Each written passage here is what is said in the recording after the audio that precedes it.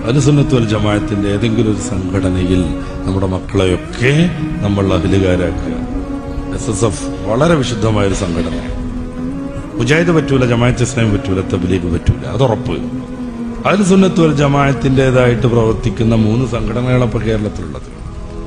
ആ 3 ഏതായാലും എനിക്ക് വലിയ വിരോധമൊന്നുമില്ല. പക്ഷെ ഞാൻ നേരിട്ട് അനുഭവിച്ചൊരു സംഘടന ഉണ്ട്. ഞാൻ വളർന്നത് SSFിലാണ്. എനിക്കൊരു പൂർവാശ്രമ ജന്മം ഉണ്ടായിരുന്നു.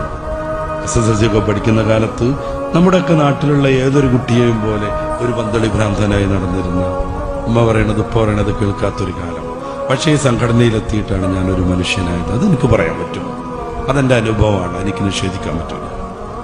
അതെന്റെ അനുഭവമാണ്, അനുഭവത്തെ എനിക്ക് നിഷേധിക്കാൻ പറ്റൂല. അപ്പോ അവരിടക്കിടക്ക് യോഗം വിളിക്കുമ്പോ മോൻ പോണില്ലെങ്കിൽ നമ്മൾ കൊണ്ടുപോയി കൊടുക്കണം. SSFിന്റെ പോസ്റ്റർ കണ്ടു, സ്പേസിന്റെ രാപ്പാർക്കിന്റെ പോസ്റ്റർ കണ്ടു. നമ്മൾ ചോദിക്കണം മോനോട്, അല്ല എന്നല്ലേ നമ്മുടെ കടുങ്ങാത്തുണ്ട് പള്ളിയിൽ രാപ്പാർക്ക്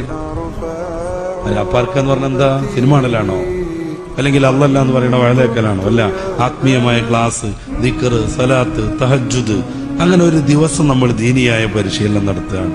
വാപ്പ ചോദിക്കണം, ഇവിടെ SYSന്റെ രാപ്പാർക്കലിന് പോണില്ലേ, വണ്ടി കയറിക്കാൻ ഞാൻ കൊണ്ടാക്കി തരാമെന്ന് പറയണം.